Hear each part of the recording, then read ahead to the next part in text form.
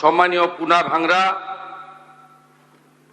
মাননীয় বিধায়ক কালিয়াগঞ্জ উৎপল মহারাজ এবং অন্যান্য একাধিক বিধায়ক এখানে তুলে ধরেছেন নওদা বিধানসভার বিধায়ক মাননীয় হুমায়ুন কবিরের দুটি জায়গায় অত্যন্ত আপত্তিজনক, সাম্প্রদায়িক এবং সমাজ এবং রাজ্যের পক্ষে ক্ষতিকারক বক্তব্যের উপরে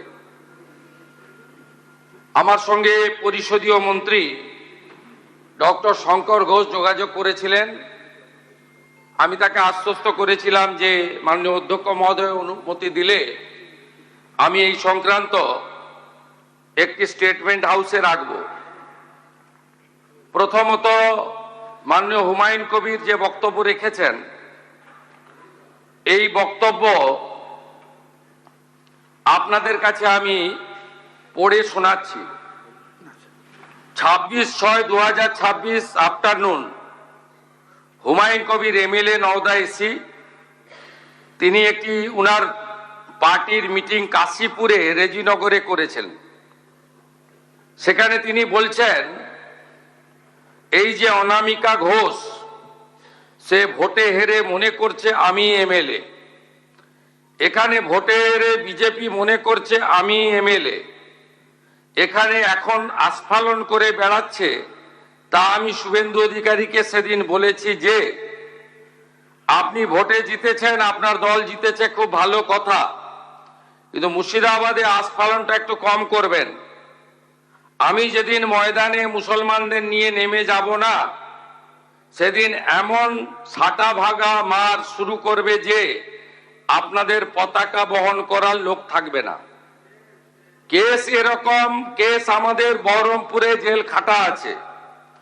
5000 লোককে আপনি বহরমপুর সেন্ট্রাল জেলের যা আয়তন, তাতে 4700 বা 4800-র বেশি লোক ধরে না।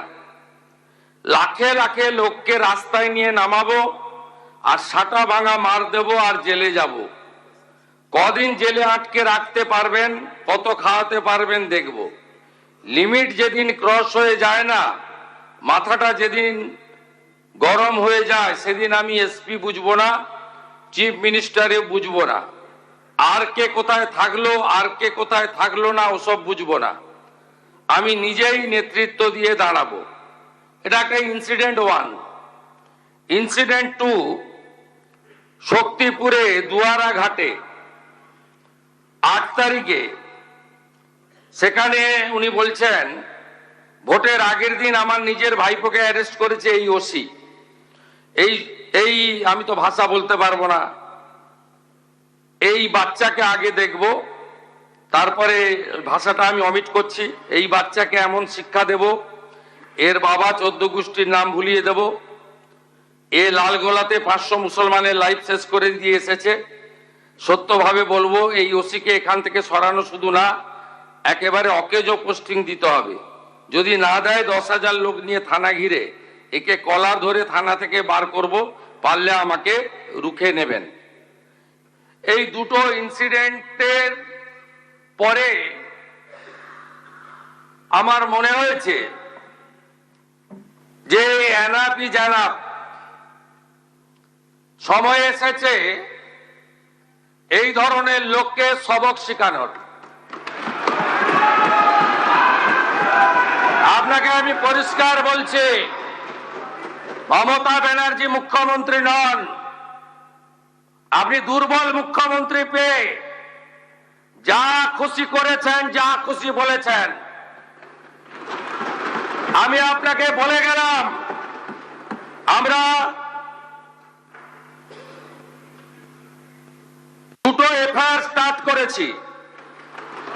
Rejinagar PS case number 219/226, dated 26/6/2026, under section 152, 192, 196, 197, 224, 299, 351 within bracket 2, 352, 353 of the ভারতীয় ন্যায় সংহিতা। ইনসিডেন্ট নাম্বার 2 তেও আমরা শক্তিপুর পিএসএ 176/226 আরেকটা কেস ইস্যু করেছি। সেই কেসেও আমরা ভারতীয় ন্যায় সংহিতার সমস্ত সেকশন লাগিয়েছি এবং আমি আপনাদেরকে অ্যাসিওর করছি এত বড় ক্ষমতা আপনাকে কেউ দেয়নি। আপনি মুখে যেগুলো বলেছেন, আপনাকে আমি বলে গেলাম, আপনি কেন করছেন আমি জানি, আপনি কেন করছেন রাজনৈতিক কারণটা আমি জানি।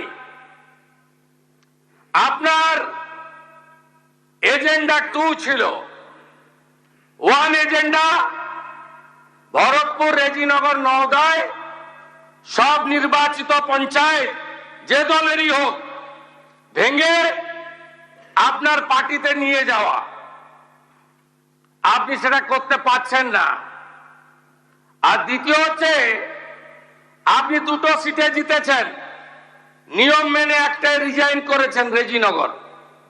আগামী 2-3 মাসের মধ্যে উপনির্বাচন হবে, আপনি আপনার ছেলেকে জেতাতে চাইছেন। 72% মুসলিম আছে, মুসলিম ভোটকে কনসলিডেট করার জন্য আপনি এই খেলাটা খেলছেন। আপনি কান খুলে শুনে রাখুন, আপনাকে এইভাবে ধমক হুমকি বেপরোয়া লাগাম ছাড়া কথা বলতে দেব না, দেব না, দেব না।